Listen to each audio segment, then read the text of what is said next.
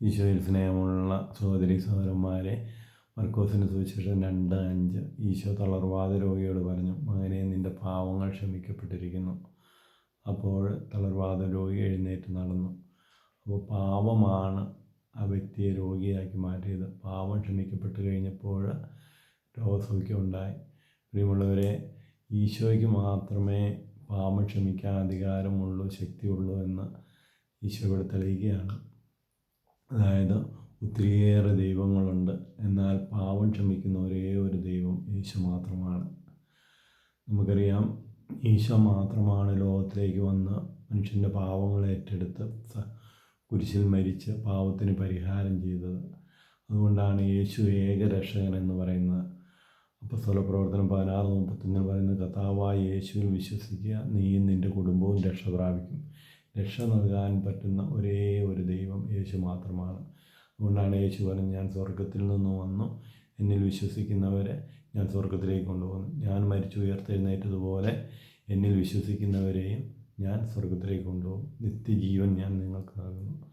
പ്രിയമുള്ളവരെ, അതാണ് യേശു നമുക്ക് നൽകുന്ന വാഗ്ദാനമെന്ന്. അതാണ് മറ്റ് ദൈവങ്ങളിൽ നിന്നും യേശുവിനെ വ്യത്യസ്തനാക്കുന്നത്. യേശു ഏകരക്ഷകൻ, ലോകരക്ഷകൻ എന്ന് പറയുന്നതിന് കാരണം നമുക്കറിയാം, ഒത്തിരിയേറെ ദൈവങ്ങൾ ഈ ലോകത്തിലുണ്ട്. ഒരു ദൈവവും പറഞ്ഞിട്ടില്ല, ഞാൻ നിങ്ങളെ സ്വർഗത്തിൽ കൊണ്ടുപോകാം, ഞങ്ങൾ പാപം ക്ഷമിക്കാം, ഞാൻ സ്വർഗത്തിൽ നിന്ന് വന്നതാണ്, ഞാൻ നിങ്ങളുടെ പാദങ്ങൾ കഴുകാം, ഞാൻ നിങ്ങൾക്ക് നിത്യജീവൻ നൽകാം. എന്നാൽ യേശു മാത്രമേ പറഞ്ഞിട്ടുള്ളൂ, ഞാൻ സ്വർഗത്തിൽ നിന്ന് വന്ന് സ്വർഗത്തിലേക്ക് പോകുന്നു, എന്നിൽ വിശ്വസിക്കുന്നവർക്ക് ഞാൻ നിത്യജീവൻ നൽകും, ഞാൻ പോകുന്ന സ്വർഗത്തിലേക്ക് നിങ്ങളെ കൊണ്ടുപോകാം. അതായത് ഈശോയുടെ ശരീരവും രക്തവും നമുക്ക് നൽകിക്കൊണ്ട് ഈശോ നമ്മളെ സ്വർഗത്തിലേക്ക് കൊണ്ടുപോകുന്നു, നിത്യജീവൻ നൽകുന്നു. പ്രിയമുള്ളവരെ, ഈ ഒരു ബോധ്യം നമുക്ക് അടിസ്ഥാനപരമായിട്ടുണ്ടാകണം.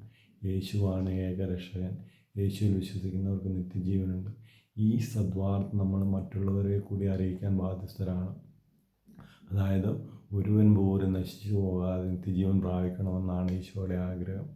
അതുകൊണ്ട് ഈ നിത്യജീവൻ പ്രാപിക്കുക, അതുകൊണ്ടാണ് ഈശോ പറഞ്ഞത്, നിങ്ങൾ ലോകം മുഴുവൻ എല്ലാവരോടും സുവിശേഷം പ്രസംഗിക്കുകയും വിശ്വസിക്കുന്നവർ രക്ഷ പ്രാപിക്കും, വിശ്വസിക്കാത്തവർ ശിക്ഷിക്കപ്പെടും എന്ന് പറഞ്ഞാൽ, യേശുവിനെ അറിഞ്ഞിട്ടും അറിയാത്തവരെ പോലെ ജീവിച്ചാൽ അയാൾ ശിക്ഷാവിധി എന്ന് പറയുന്ന ഇതാണ്. ആ നിത്യനാശത്തിലേക്ക് പോകുന്നു. യേശുവിനെ അറിഞ്ഞാൽ സ്വർഗത്തിലേക്ക് പോകാം, യേശുവിനെ അറിയാത്തവർക്ക് സാത്താൻ്റെ അടിമത്തത്തിലേക്ക്, നരകത്തിലേക്ക് പോകാം. അതാണ് ശിക്ഷാവിധി എന്ന് പറയുന്നത്.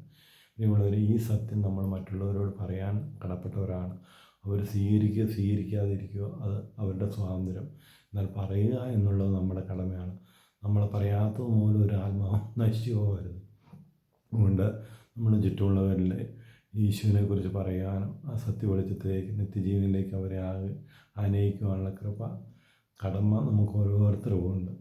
ഇന്ന ദിവസം നമ്മൾ കണ്ടുമുട്ടുന്ന ഓരോ വ്യക്തികളോടും ഈശോയെക്കുറിച്ച് പറയുവാനും അങ്ങനെ ഈശോയെ മറ്റുള്ളവർക്ക് പകർന്നു കൊടുത്ത് അവരെ നിത്യജീവിതത്തിലേക്ക് നയിക്കുന്നവരായി മാറുവാനും നമുക്കിടയാകട്ടെ.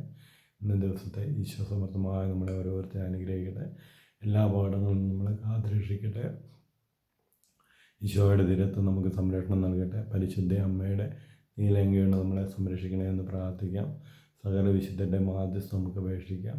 നിത്യം പിതാവിൻ്റെയും പുത്രൻ്റെയും പരിശുദ്ധാത്മാവിൻ്റെയും നാമത്തിൽ ആമേൻ.